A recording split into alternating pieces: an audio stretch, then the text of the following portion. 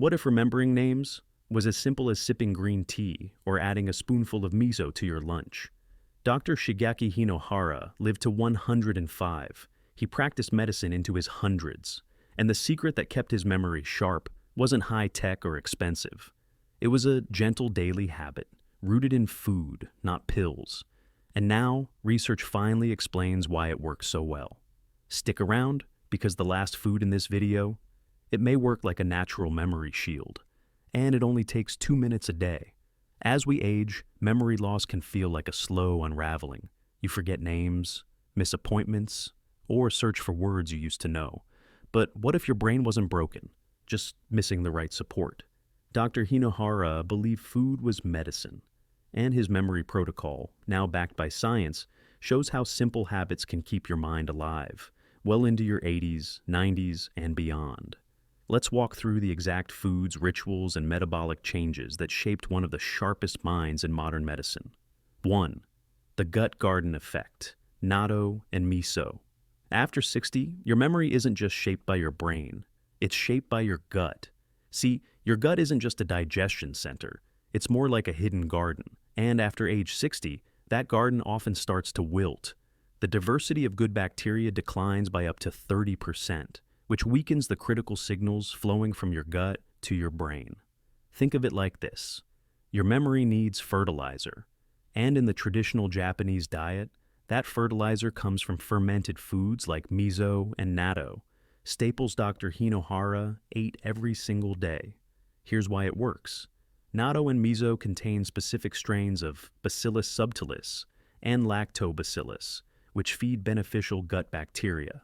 Those bacteria then produce short-chain fatty acids, SCFAs, tiny chemical messengers that travel up the vagus nerve and calm inflammation inside the brain.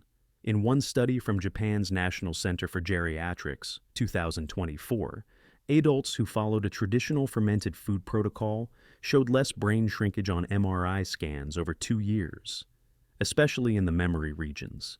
It's not just digestion, it's direct brain protection. Let me tell you about Helen, one of Dr. Hinohara's patients. She was 68, healthy but forgetful, struggled with names, always a bit bloated after lunch.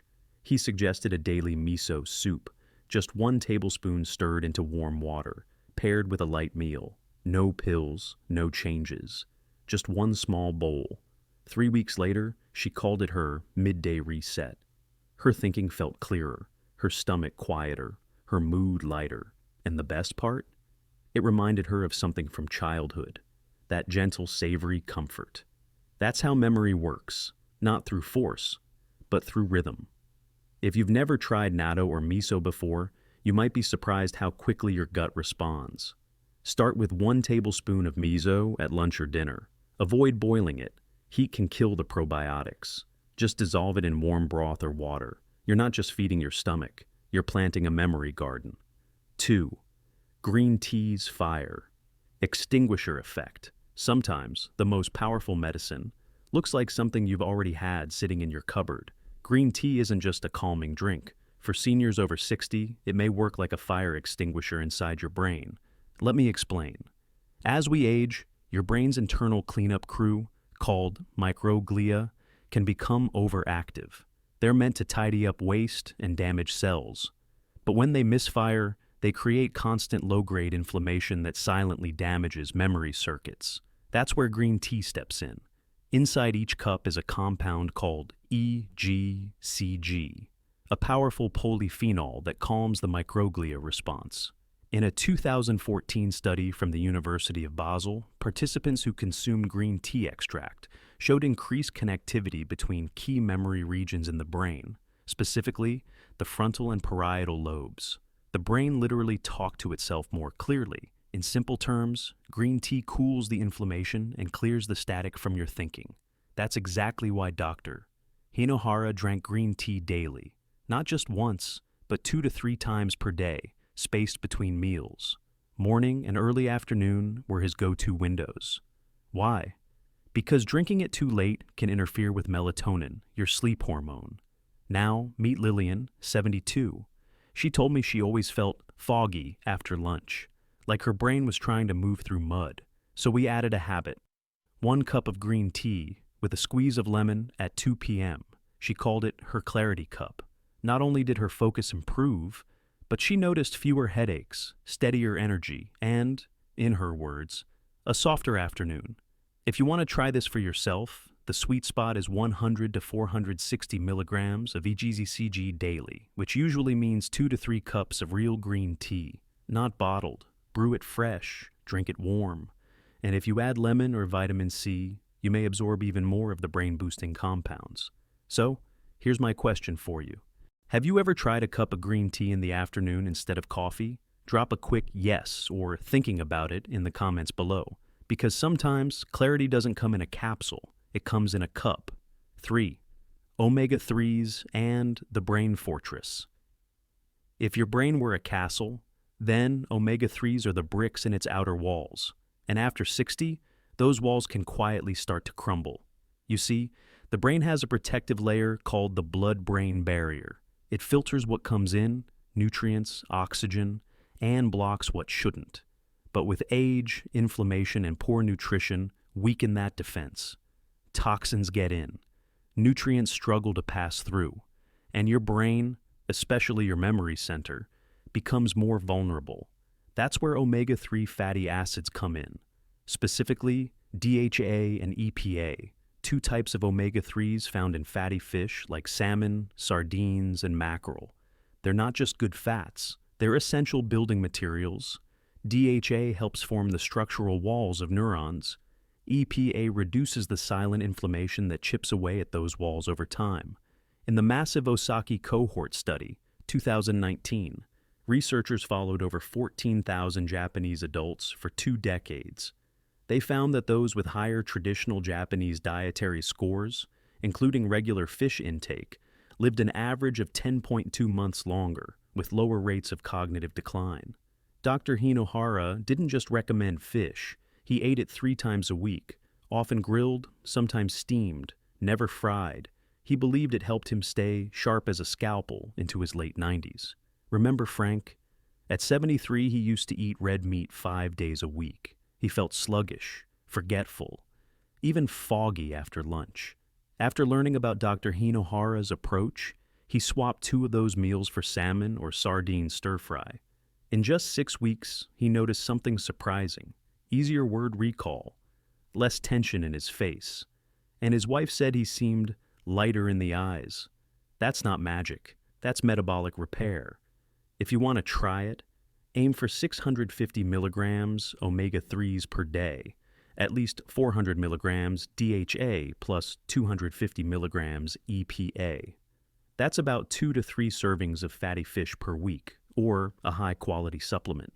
Take it with meals, especially those containing healthy fats, for better absorption. Because when the walls around your brain get stronger, everything inside gets safer, clearer, and calmer. The 80% full rule, Hara Hachi Bu. What if you didn't need more food, just less stress on your cells?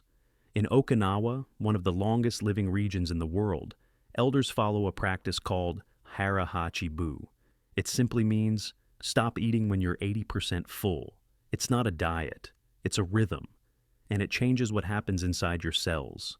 You see, every time you eat past fullness, your mitochondria, the tiny engines in your cells, get overloaded. Like revving a car engine in traffic, it produces more exhaust, more wear and tear. In your body, that exhaust is called oxidative stress, and over time, it accelerates aging, fog, and fatigue. But easing off the gas, that gives your cells time to reset. According to the National Institute on Aging, caloric moderation can activate protective genes, lower inflammation, and even support memory-related brain regions by reducing metabolic noise. Dr. Hinohara practiced this daily. He said, "Eat to energize, not to fill. Listen to the pause between bites." Helen, remember her? The one who added miso at lunch, started doing something else. She began eating slower, chewing more, putting her fork down halfway, not measuring calories, just listening for the pause. And something subtle happened. She stopped waking up groggy, her digestion felt smoother, and for the first time in months, she noticed she wasn't crashing at 3 p.m. That's the power of just 20% less. So, Here's the practice. At your next meal, slow down by 20%. Chew longer, pause at the halfway mark, and if you feel satisfied before finishing, stop there. Let your body and your brain say, that's enough. You're not depriving yourself. You're giving your cells a break so they can remember how to heal. 5. The Tofu Shift, gentle hormone support. After 60, memory loss isn't just about aging. It's often about hormones quietly fading in the background. Estrogen and testosterone both support brain function, in men and women.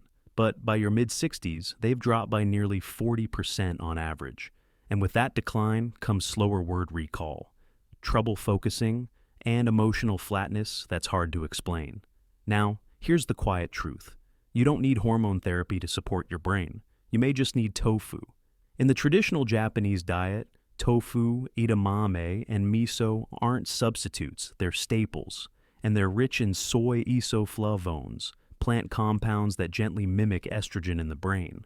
Think of them like a soft echo of youth, not strong enough to override your system, but just enough to whisper support where your natural hormone levels have dropped. A meta-analysis in the American Journal of Clinical Nutrition found that adults consuming soy foods regularly had better cognitive scores, stronger bones, and lower heart disease risk, all tightly linked to hormonal balance. This is where Frank comes back into the picture. At 73, he wasn't just forgetful, he also felt flat. Less drive, less spark. He didn't want hormone replacement, but he was open to something simple. So we tried a swap. Instead of red meat at dinner twice a week, he sautéed tofu with bok choy, garlic, and sesame. He didn't love it at first, but after 2 weeks, he felt lighter, more focused, and, in his words, more like myself again. This isn't about becoming someone new.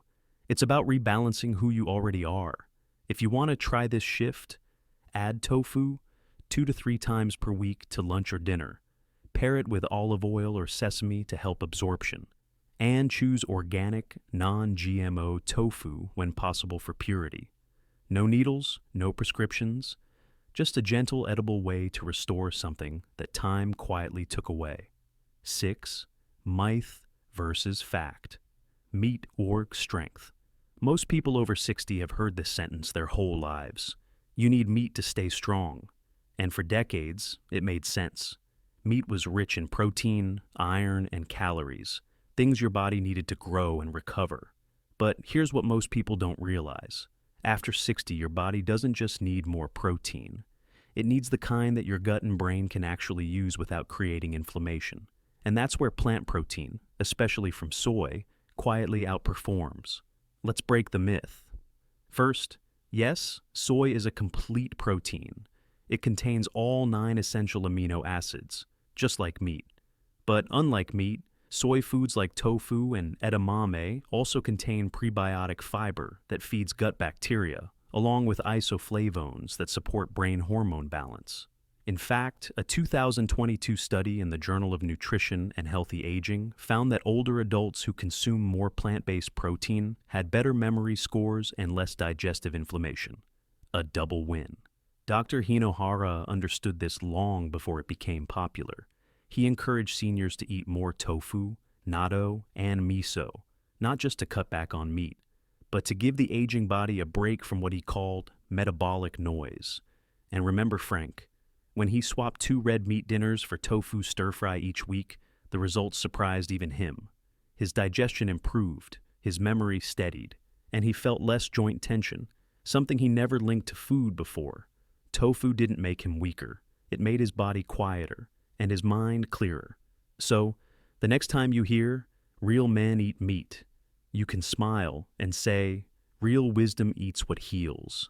Here's what to try. Tofu or edamame twice a week. Miso or natto for added gut fuel. Reduce red meat to no more than 2 to 3 times per week. Pair with healthy fats to enhance absorption. Sesame, olive, or flax. This isn't about giving something up. It's about giving your brain what it actually needs now. Dr. Hinohara once said, to grow old well, eat lightly, walk daily, and stay curious. He didn't rely on expensive tests or strict routines. He simply listened to his body and fed it what it needed, gently and consistently. Now you've seen the habits that helped his memory stay sharp into his 90s. Green tea, tofu, fermented foods, slowing down, eating to 80% full. None of them require perfection, just rhythm. Which habit spoke to you most? Leave a comment below. Was it the green tea, the tofu, or the pause between bites? If this gave you something to think about, or something to try, tap the like button so more people can find it. And if you want more gentle science-backed habits for living well after 60, subscribe and stay with us.